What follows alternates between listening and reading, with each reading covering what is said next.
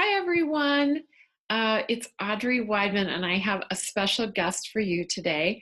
Her name is Shauna Hamburger, and I met her virtually online through a stress mastery program that we both participated in. And sometimes you can create really wonderful relationships online because of a common interest or because you've taken the time to get to know someone privately outside the group. And I wanted to bring her in front of you because she is walking the talk in terms of mastering her own stress. And Shauna, I thought maybe you could talk a little bit about your circumstances and a little bit about how you're raised to deal with it, and share with my friends and people who are watching now. Thank you. Thank you, Audrey, so much for having me. I really appreciate this time to be able to share with your audience. And I so appreciate getting to know you. And I'm really, really thankful for getting to meet you through our Stress Mastery program. And I'm excited to get to know you more. So thank you. Yes, for those of you who don't know me, I was born with the most severe form of spina bifida. And so when I was born, the doctors told my parents they actually did not know if I was going to live. And they also, if I did live, they didn't know if I was going to walk. And I'm going to be 45 this year, so I feel like I'm a walking miracle. I still walk on my own, and I'm still fully alive. So I'm very, very thankful for that. And before kindergarten, even though I had a lot of doctor's appointments and more special shoes and that kind of thing because of the spina bifida, I never really had a concept, I guess you would say, of being different from other kids.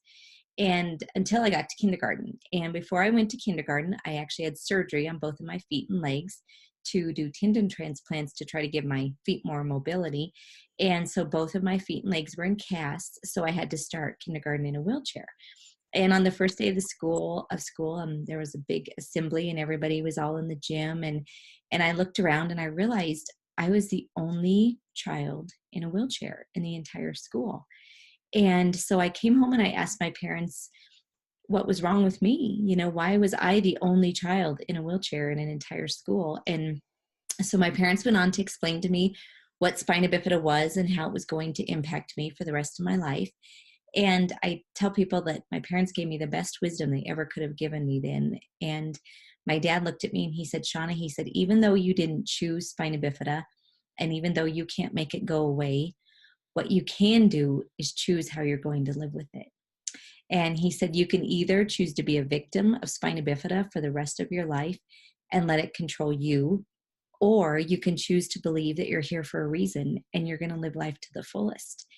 And so I remember at 6 years old going in and laying on my bed and deciding that my life had a purpose.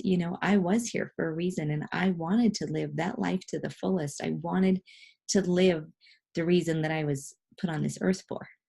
And so I tell people, so many times when we go through hard things, especially things that we can't control or we can't change, it's easy to let ourselves become a victim of those things.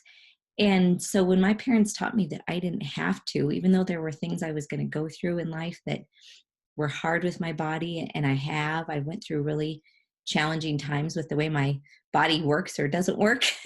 But what I always know and what empowers me to get through those times is knowing that I can choose how I respond to those circumstances, and I can choose my attitude in any of those circumstances. And that is so empowering and so freeing. And this message has meant so much in my life that I actually share this in my keynote on overcoming adversity. And 10 years ago, I also wrote a book of the same title as my keynote, Beyond Adversity into Freedom, to share with people how I have overcome living with the most severe form of spina bifida, because I've met so many people in my lifetime who went through really hard things and have had every right to be angry or, depressed or whatever. But they stay in that place. They stay in that place of depression or anger, or when those circumstances come along, they let those circumstances dictate the rest of their life. And so my heart is really helping people understand that they don't have to let challenging circumstances dictate their life and control their life and control their mental state and their happiness, because we really do have a choice every day in how we choose to respond to our life and our circumstances. Yeah. I just wanted to interject here that your parents are mighty special to have Yeah. instilled that into you. And you were sharing a little bit about, I mean, it's not like you were the only kid in the house, right? You had Right. siblings and Yeah, you didn't really know you were different, exactly. which is like so Exactly. amazing. I'd love to meet your parents. Yes, I would love for Probably you. everybody does. Yes. To hear your story. Yes, I tell people all the time there is no way I would be where I am today or who I am today without them. And when I was born, my mom said the doctor that delivered me gave her the best wisdom anybody could have ever given her. And he told her that he, as a doctor, had seen more parents disable their kids more by how they treated them than an actual disability would disable them. And so he told my mom, he said, the best thing I could tell you is to not treat her any different than you do your other children. And he said, if your other children have chores, she needs to have chores. If your other children are in extracurricular activities, she needs to be in extracurricular activities. And so they did not raise me any different than they did my brothers. And I thank God for that every day, because they raised me to be fully independent. And rather than allowing me to have pity parties or feel bad for myself, they taught me to live a life of gratitude. And they also taught me how to focus on what I could do and on what I did have in my life, rather than on what I couldn't do. And so I went on to be a cheerleader and volleyball manager and basketball manager and on the speech team and student council and junior class president and in 4-H and all those things, because Wow. they wanted me to achieve everything that I possibly could in this life. Yeah. And they encouraged me to, even when I remember when I went to my mom and I said I want to be a cheerleader, she said go for it. She and I wear a brace on my leg and I can't run and I can't jump, and I tried out, and my school selected me as a cheerleader both years that I tried out. And so It's amazing. they yeah, Let they me really just circle back to what you were saying, though, about gratitude, um, and the power of gratitude, because you hear that, and it's funny. Today, I had about 3 reminders about gratitude, various people talking about gratitude, and maybe you could just share your own point of view on what gratitude does. Yes, gratitude has been such a fundamental part of my life, and how my parents knew to help keep me focused on what I was grateful for. I have no idea. I don't know. They just knew somehow that if they could keep me focused on what I had in this life and on what I could do and on what I was grateful for, that it would take me a lot further than focusing on what I couldn't do. And so even to this day, I still do a gratitude list every night before I go to sleep. I think about the things that I have to be grateful for, because there is always so much to be grateful for, even when things are hard, even when my body's not working right and it's giving me fits and it's doing all kinds of things I don't want it to do. I still have so much to be grateful for. And, I think when we go through challenges, it's really easy to lose sight of that. It's easy to just hone in on the challenges and stay focused on them. And that can really hinder our ability to move forward. That can really hinder our ability to keep moving even in the midst of challenges. And so I think gratitude is a really, really important concept that we really need to embrace more as a society and as human beings. So Right. I have this little app called the 5 Minute Journal, and it prompts you for 3 things to be grateful for in the morning, and you can add a picture if you want. It says, what is your affirmation today, and what are you going to do today to make it a great day? And then at the end of the day, you review like what you were grateful for and how you might have made the day even better than it was. So it's a really takes 5 minutes. It's really simple, but just like waking up to that and then falling asleep to that is a really nice practice that I've done. I've kept paper journals, and I have multiple paper journals for that. I don't know how you do it. Do you just think in your head, or do you journal as well, or what do you do? yes, well, actually we do two things. I do a mental list, at night for sure. But my husband and I also keep a gratitude jar, and we've done that Oh, for years. Yes, he's in the military, and so several years ago he had to be gone for 7 months, and we had a lot of things happen during that time that were really challenging. His mom died of cancer, and I got really sick, and different things happened. And I discovered then about a gratitude journal. I don't even remember how I heard about it. And so I thought, we need to be keeping track of the things that are good that are happening right now. So I did that. And when he got home, we read them together. And it was just so amazing to, even though we'd been through a really difficult 7 months, there were still so many blessings in the midst of that. And I think that's really how life is, and it was so powerful to look at that and remember all of the good things that happened, even in the midst of the challenges. sometimes you don't even realize they're good unless you have a contrasting event. Like, how do you know that it's really that good? And what I often say is, like, if you don't think you have anything to be grateful for, go camping in a tent, lay on the ground, no running water. And then you Yes, realize, but only in that contrast do you realize what you already have. You know? yes, yes. So everybody has their ups and downs, but it's kind of how you choose to look at it. Yes, yes. And one thing I think I love that Heidi taught us both in our stress mastery course is it's really about not just thinking things but feeling things. And so the last time I taught about stress mastery, when I was talking about gratitude, I told them, rather than just thinking about, oh, I'm thankful for hot water, that really it's important when you're standing in the midst of having hot running water in a shower, that you're grateful for that in that moment. And that was a light bulb moment for one of my attendees. She said, I never even thought about that. She said, I've said, oh, I'm grateful for hot water.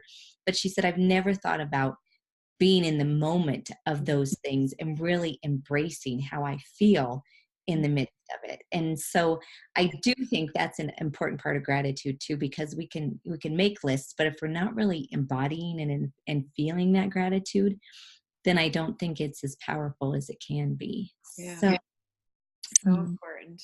Yeah. yes, So yes. any other tips you have in terms of like how you handle your own stress? Because surely you do have your own stress. Yes, yes, I do. That's what I tell people. That's actually why I was asked to start teaching on stress management over 10 years ago.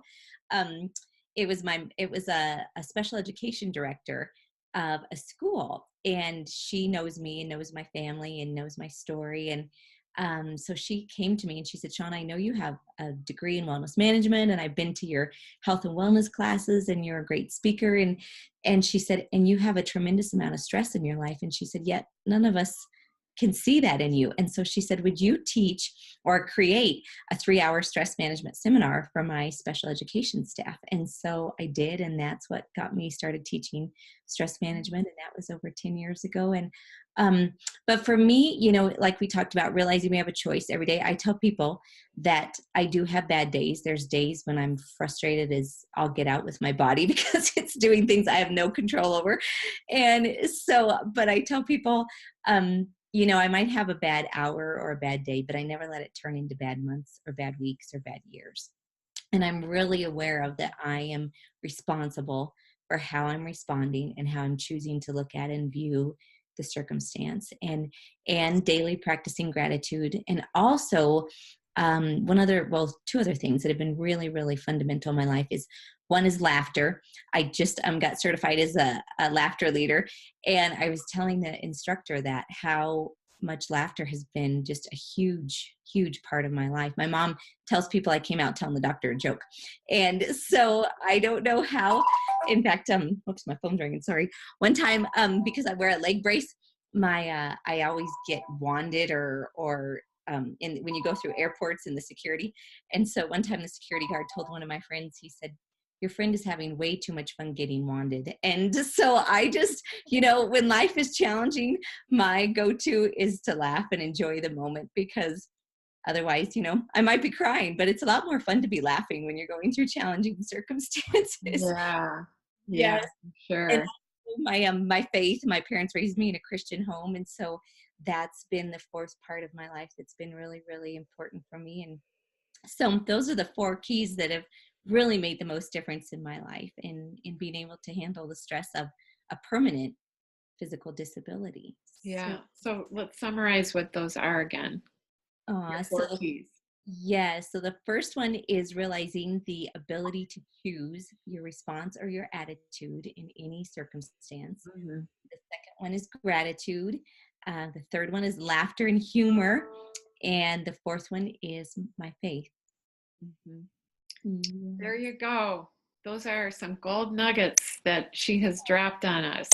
Yeah. And I hope that this has been helpful. Thank you so much, Shauna, for your time with us.